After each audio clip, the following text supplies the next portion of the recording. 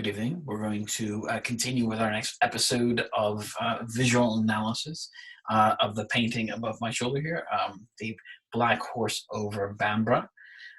So let me pull this up for you. Okay. So we're going to move into the cultural perspective of this painting. Now, the cultural perspective for this one essentially contains two key elements. The first is the Black Horse, the airplane, the Spitfire itself, and then the second one is this location, which is Bamburgh Castle. And I'm going to talk a little bit about the symbolism of each of these things. And some of this stuff would also connect with some of the historical perspective, but I've saved it for the cultural perspective because it speaks more to that perspective than it does the historical perspective. So let's start with the location, Bamburgh Castle. Bamburgh Castle is located in the northeastern part of England. It's the largest of the largest of the British castles, or sorry, the English castles in England itself in the north, and it has a history that stretches back to Anglo-Saxon times, approximately about 420 AD. The original fortifications that were on this hill were destroyed by Viking raiders in 993. And so the base foundation of the current castle that we see today was built during the Norman invasion, or after the Norman invasion was built by the Normans after their 1066 invasion of the British Isles. And the castle essentially was a part of the monarchy. It was owned by the monarchy until about 1600s. And when it began to exchange hands between a number of people, a number of families, and the current family, the Armstrong family, has owned the castle since the late 1890s. I believe since the 1890s. But the history of the castle is not really important. It's the fact that this is one of the most picturesque castles in all of England. The symbolism of this is important. It's been used in numerous movies. So here's some pictures. This is it's been used in the Macbeth, or the most recent version of Macbeth, with Michael Fassbender. There's Bamburgh Castle in the back. It was even used in Transformers: The Last Night, which is in the top right. It's been used in the 1980s UK TV series Robin of Sherwood. It's even appeared in video games such as Fraza 4 in the bottom right, which it can be purchased as one of the player's residences. The symbolism has kind of come through even in the art. And I've got some images of the art here. Always from this particular angle, which really shows the level structure of Bamburgh, and it kind of really emphasizes the depth of Bamburgh. Seeing it from the other side, you just see really tall walls, but this side you actually see the impressiveness of the structure, which adds to I guess some of the images of power that this is done. Of course, these paintings right here are some fairly recent ones, 2017, 2015, 2012. But the bottom right, Bamburgh Castle by Thomas Bush Hardy, was painted in 1870, once again kind of featuring maritime art. The image has been seen in the art of the United Kingdom for a long time and has inspired artists, including myself. This is a painting that I did back in high school of Bamburgh Castle, inspired by it myself, having been there numerous times. Now, castles themselves tend to be symbols of strength. But in the sense of defense, right? They are defensive structures. castles are not usually the center of attack. They are this, or the center where then everyone leaves and attacks somewhere else. They are the places that are that people flee to in regards to needing defense. And so castles are symbols of defense, and Bamburgh in particular, especially because of its unique location on the coast of northeast England, has this sort of silent resolve associated with it as well. It is standing on the coast to defend the country against foreign invaders. That's key, the fact that it's coming from outside.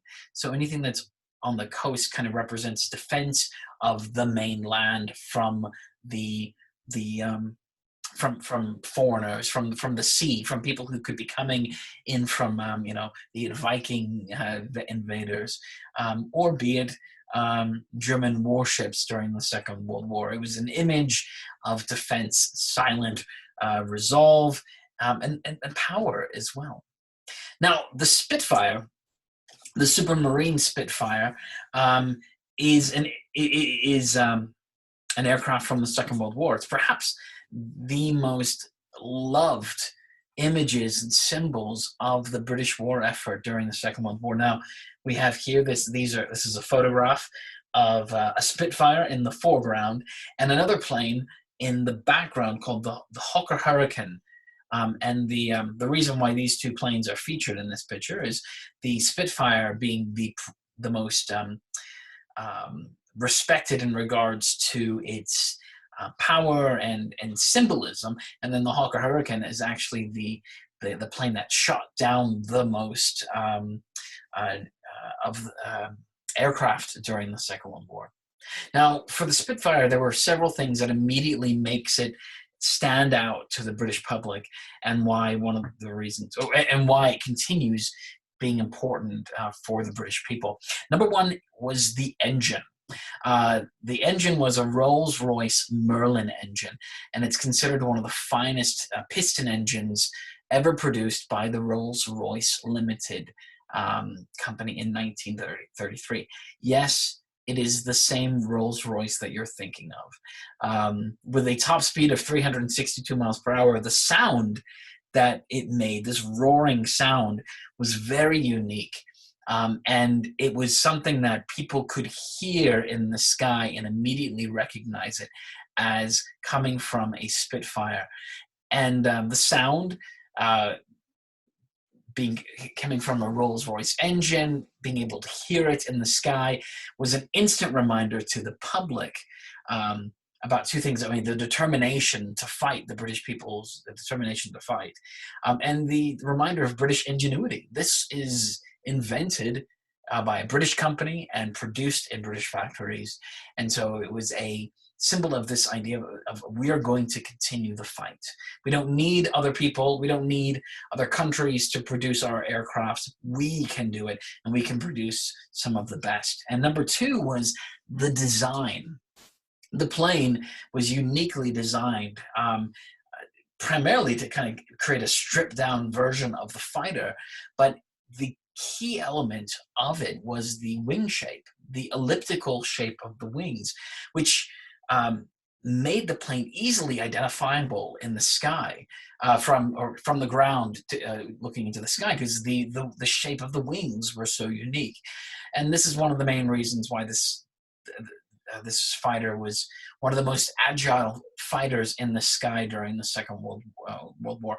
In fact, early pilots had to be very careful when they were flying these planes at top speeds, because as they would turn, they could pull upwards to 10 Gs in high-speed turns, and that could cause them to black out, which wasn't a common thing for prop planes at this time. So the design, something that could easily be identifiable in the sky, and the sound were two things that reminded the people on the ground that British ingenuity, and the British spirit to fight on was going to continue.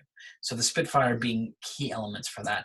Now, the name Spitfire often has come from, there's a lot of different connections to that name. Many have considered the name having derived from the firing rate of the machine guns on the wings, and others have actually kind of thought that the name Spitfire would be a reference to this, which would be the flames that would sometimes pour forth from the exhaust when the engine was started. It would create these types of flames coming from the exhaust. But actually, the name Spitfire is derived from the pet name that the inventor, Sir Robert McLean, gave his daughter.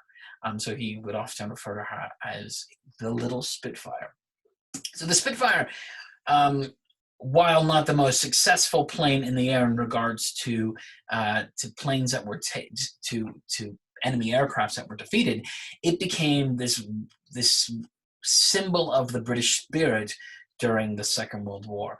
And it was an image that would be frequently used in propaganda posters, but I'm going to save those for the ethical perspective in regards to my picture.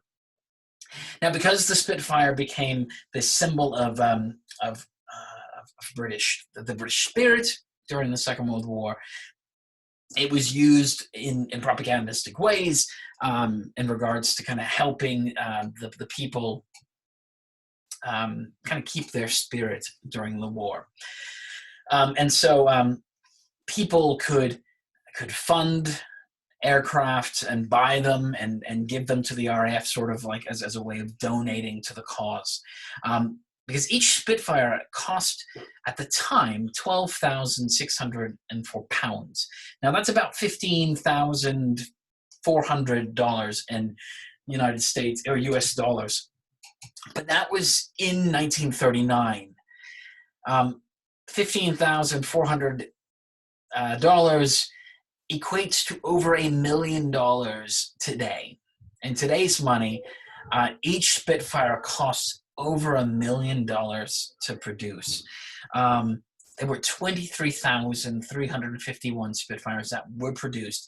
Today, only 238 survive, and only 54 of these can still be flown. But still, the planes, when they're flown at air shows, bring in large crowds because of their popularity and just their iconic status. Now, one of the planes of the 20,351 was the Black Horse.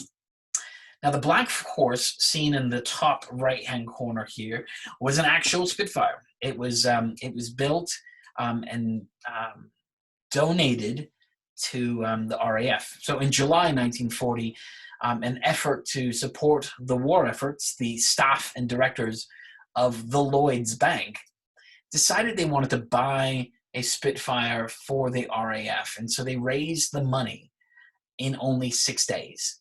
The name, the Black Horse, was given to the plane after the logo that has been classically associated with the bank since 1677. Perhaps one of the reasons why the Lloyds Bank wanted to do this, it was an opportunity that was open to lots of people, and so there's cases of companies and towns coming together to support the purchase and funding of these Spitfires. But perhaps one of the reasons why Lloyds Bank came together had something to do with this photograph in the left here, bottom left, which was taken just a month before in Guernsey. Now, Guernsey is one of the Channel Islands, which is located just off the coast of France. And the Channel Islands were the only part of the British Isles that were occupied during the Second World War. And this image, which was published in British newspapers, became an image of what the British streets could potentially look like if Britain fell to Nazi Germany. And so it was an image that was used to encourage Britain to continue fighting, because this could be true here as well, locally. And also just happens that they're marching in front of a very well-framed Lloyds Bank, which of course is another symbol of Britain. Now, the Spitfire and Bamburgh Castle, the Black Horse over Bamburgh, is not the first time that these two symbols have combined. In fact, Mark Postlethwaite has painted another painting before called Enniskillen over Bamburgh. This was painted back in the 90s, I believe, in about 94. I can't find an exact date on it. And is a painting that has been requested by Postlethwaite for numerous times for copies. And once again, only 850 prints were made, similar to the Black Horse over Bamburgh. And so instead of making more prints, he painted another picture, and that picture ended up becoming the Black Horse over Bamburgh. Which combines the two cultural symbolic icons. Now, it's interesting, something about the Black Horse.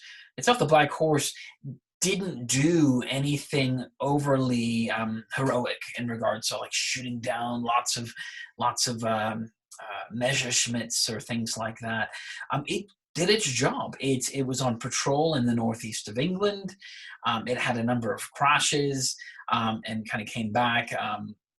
It took part in the roles that were assigned to it, but it didn't do anything overly spectacular. It served, which in itself is also part of the British spirit. This idea of like, we don't need to stand out. We will just serve and do our job, and we will do what is called upon us. And so the Black Horse over Bamburgh reminds us of that connection to that silent resolve. This plane that really didn't do anything heroic, just did its job amongst all of these other planes, and did it in silent resolve. But because of that, because of the duty that it served, has a sense of beauty and of respect that's associated with it.